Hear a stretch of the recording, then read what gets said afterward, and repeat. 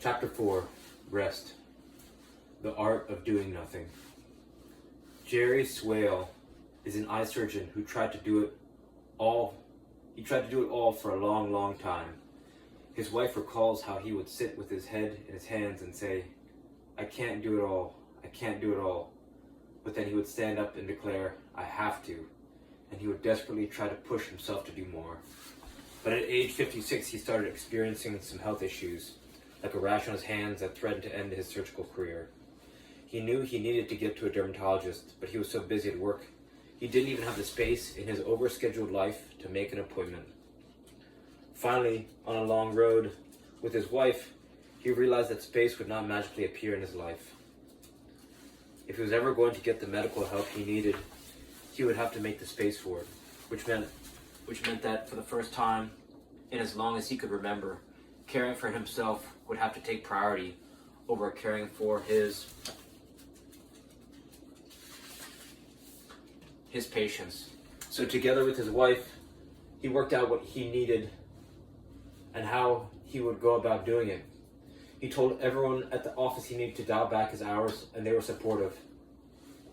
Church was harder, but with the new realization that he couldn't truly serve others in his fatigued state, he stepped down from the elder board and told people why.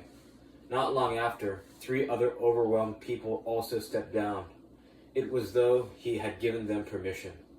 He got to a dermatologist. He started riding a bike every day, which he loved.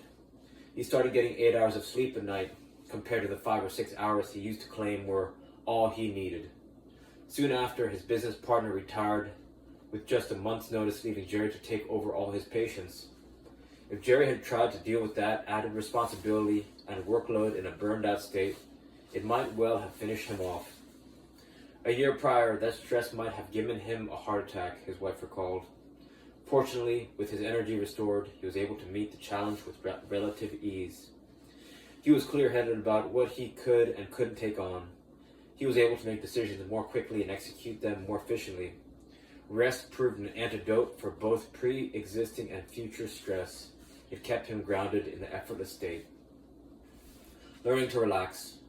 It may seem odd that we need to learn how to take a break, but in our 24/7, always-on culture, some people simply don't know how to relax. Ironically, for them, doing nothing is painfully hard. Joe Madden, the manager of the Los Angeles Angels, had learned that professional baseball players tend to be among those people. Madden, who worked for the Angels for 31 years, and who in that time held a long list of positions including manager, scout, roving hitting instructor, bench coach, and first base coach, is someone you might expect to advocate for endless hustle. Certainly, according to Madden, a lot of players are taught to expect exactly this. He said since coming up to the minors, position players are taught to arrive at the ballpark early, take batting practice on a daily basis, and prepare for a game hours before the first pitch. But the baseball season is long. With 162 games, teams can go through stretches where they play almost every day for a month and a half. By the time the playoffs come in the fall, many players are spent.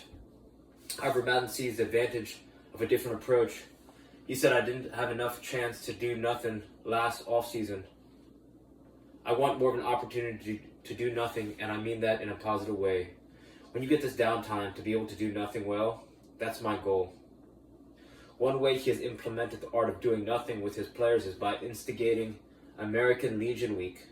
The week is held during the dog days of August, when player performance often dips. But instead of cramming in hours of pre-game practice, he told his players just show up for the game. He encouraged them to sleep in, take naps, and arrive fresh, the same way they did when they were teenagers, as amateurs. It's not that Madden isn't interested in his players performing at their best. Of course, he wants a team of elite players playing the best baseball of their careers. He simply believes that regular spurts of doing nothing are the best way to achieve that.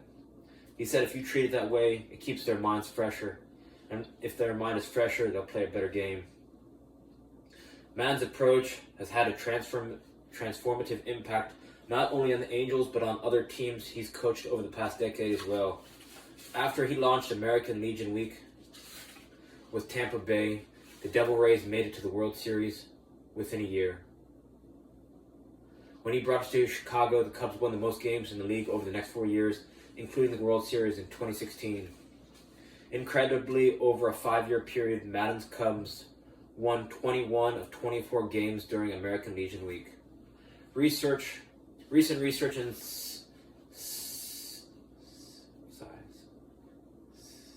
physiology took me a second there. Recent research in physiology supports Madden's counterintuitive response. Studies show that peak physical and mental performance requires a rhythm of exerting and renewing energy, and not just for athletes. In fact, one study found that the best performing athletes, musicians, chess players, and writers all hone their skills in the same way, by practicing in the morning in 3 sessions of 60 to 90 minutes with breaks in between. Meanwhile, those who took fewer or shorter breaks performed less well. Relaxing is a responsibility.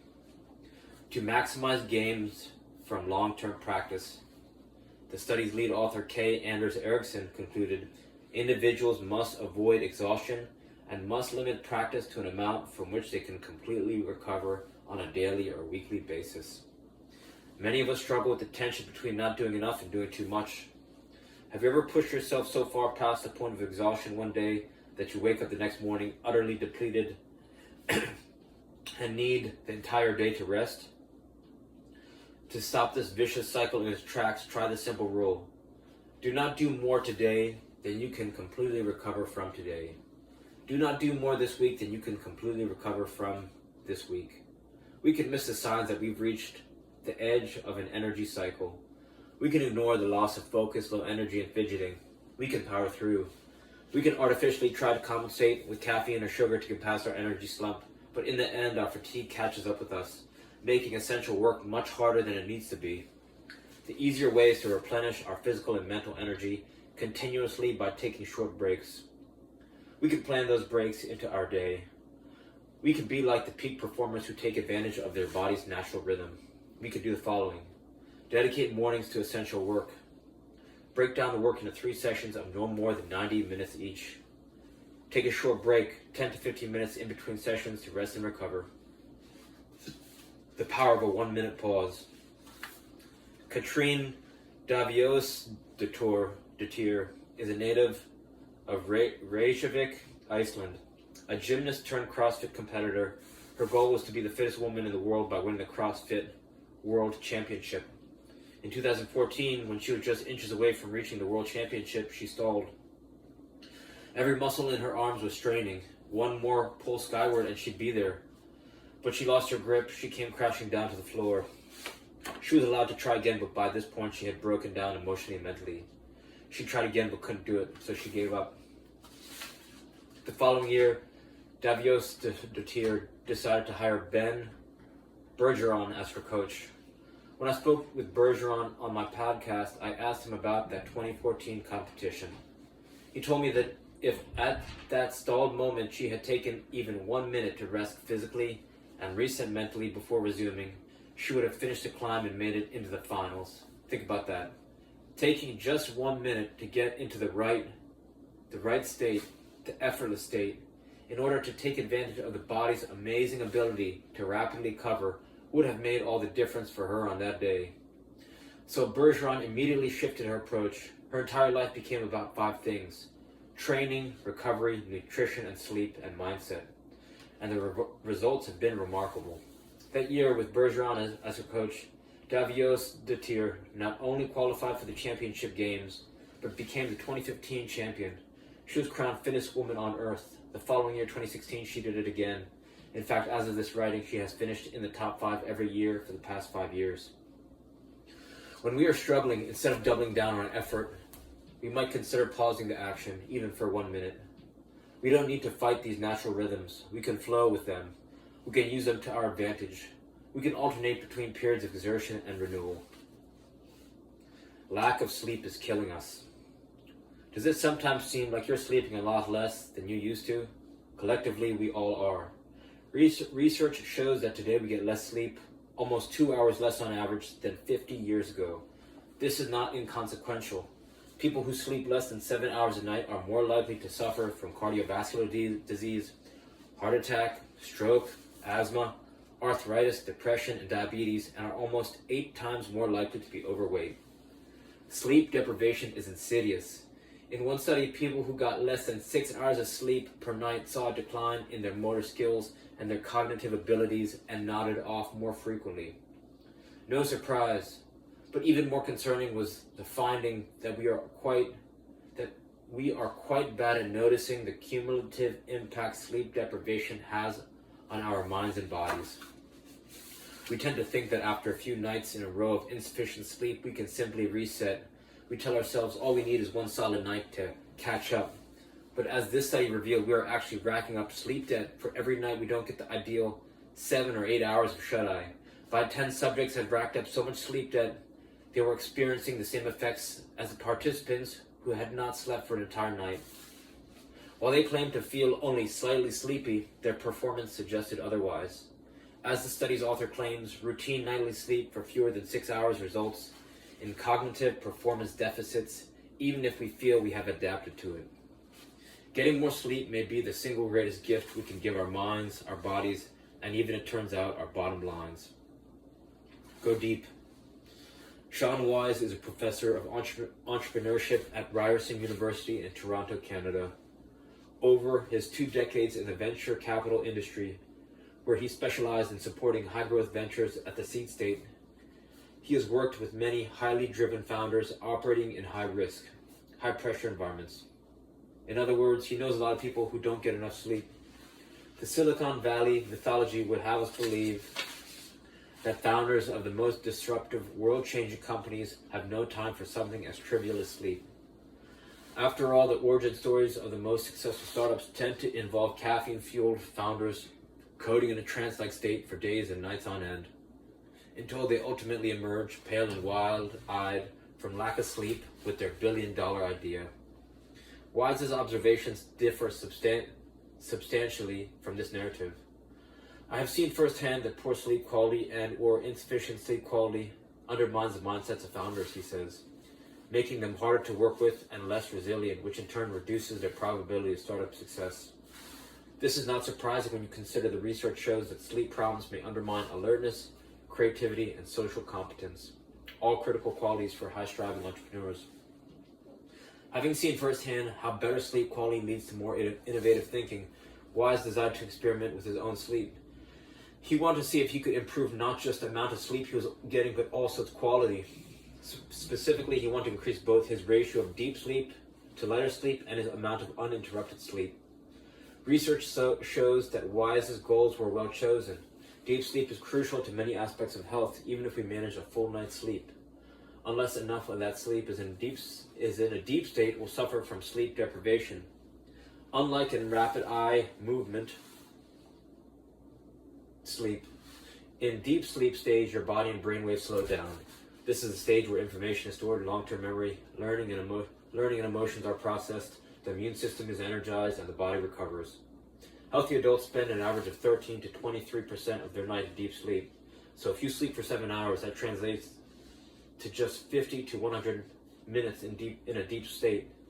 Each minute, in other words, is precious. Sleep quality, on the other hand, is how much uninterrupted sleep you get overall.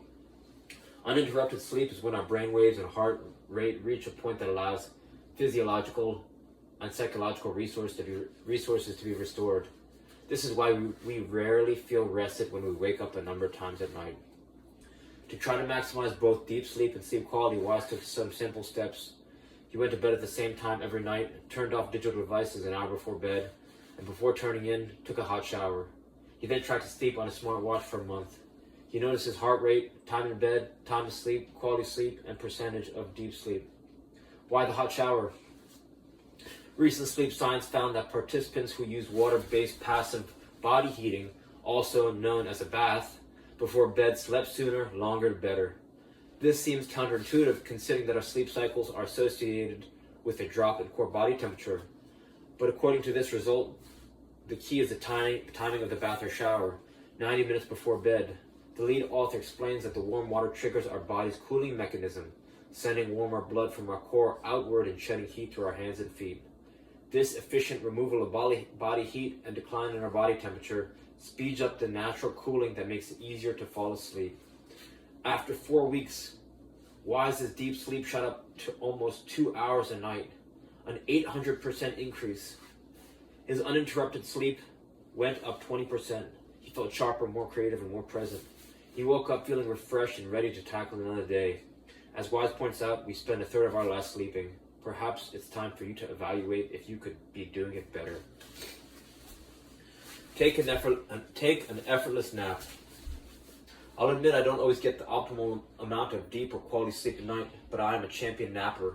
Luckily for me, research shows that naps can counter this sleep debt. In fact, naps can improve performance in reaction time, logical reasoning, and symbol recognition, even in well-rested people. They can improve mood, making us less impulsive and frustrated. In one study, a nap was as beneficial for some types of memory as a full night's sleep. What's amazing is that in a 90-minute nap, you can get the same learning benefits as an 8-hour sleep period, the researcher says. The idea of taking regular naps is appealing to most people I've spoken with, yet they find it almost impossible to do in practice. What makes it so hard? We are conditioned to feel guilty when we nap instead of getting things done. It's a perfect storm of the fear of missing out, the false economy of powering through, and the stigma of napping as something just plain lazy or even childish. Much has been written about the corrosive effects of today's hustle culture, in which we wear comments like, "I just don't need a lot of sleep," or "Who has time for sleep? Not me," as a badge of honor. But in fact, sleep shaming is a timeless tradition. The historian and presidential biographer Ron Chernow tells the story of how, when the U.S. Civil War hero Ulysses S. Grant attempted to go to bed at 11 p.m. the night before an important battle, one of his commanders pointedly reminded him that Napoleon indulged in only 4 hours of sleep every night and so preserved all the vigor of his mental faculties. Grant, who regularly got 7 hours, was dubious and replied, "Well, I, for one, never believed those stories. If truth were known, I have no doubt that it would be found that he made up for a short sleep at night by taking naps during the day." It's about time we started thinking about naps differently. The recipe for taking an effortless nap is as follows. Notice when your fatigue has got to the point that you feel it is real work to concentrate. Block out light and noise. Use an eye mask and noise cancelers or earplugs. Set an alarm for a desired time. As you try to fall asleep, banish all thoughts about what you could be doing. Your to-dos will all still be there when you wake up. Only now you'll be able to get them done faster and with greater ease. For the first few times, this may take some effort. You may not actually fall asleep, but keep trying. Once you've figured out the time of day you're likely to need a nap, block your calendar for it. With some practice, naps will become effortless and guilt-free. Slumber with a Key. Salvador Dali's best-known painting, The Persistence of Memory, appears to be set in a realistic rocky landscape of Dali's native Catalonia, but like much of surrealist art, the piece has a bizarre, dreamlike quality. The clocks have lost their integrity and melt in the sun like a camembert cheese. A lone fly produces a shadow with a human form. A swarm of ants gather together. Painted at the height of the surrealist movement in 1931, the work catapulted Dali into global prominence. Dali's influences were the art of the Impressionist period and the Renaissance. His formal education was in fine arts in Madrid. Given this background, we would expect Dali to have painted accurate lifelike depictions. How, then, did he break free from these classical techniques to create haunting juxtapositions between reality and dreams? He napped, at least a surrealist version of a nap. Dali would sit in a chair, wrists dangling over the edge of the armrests. In one hand, he would grip a heavy metal key between his thumb and forefinger. On the floor, directly beneath the key, he would place an upside-down plate. Dali would close his eyes and relax. The moment he drifted off to sleep, his grip on the key would release. Clang. Dali's eyes would snatch open, and he would be filled with new inspiration for his next strange work. Dali explained that in that fugitive moment when you had barely lost consciousness, and during which you cannot be assured of having really slept, he was in equilibrium on the taut and invisible wire that separates sleep from waking. Dali called this technique slumber with a key. Dreams are fertile ground for creative solutions to what burdens us all day. but we often wake up with only wisps of ideas that quickly vanish if we fail to capture them. If you are seeking inspiration, the easiest thing you can do is rest your eyes. Sit in your favorite chair. Whether you use an alarm or a key, keep a pencil handy and write down whatever comes to mind when you open your eyes, when your eyes snap open. When we end our war on our body's natural rhythms, when we let others pass us the unwinnable race for the most achieved with the least rest, our lives gain texture, clarity, and intention. We return to our effortless state.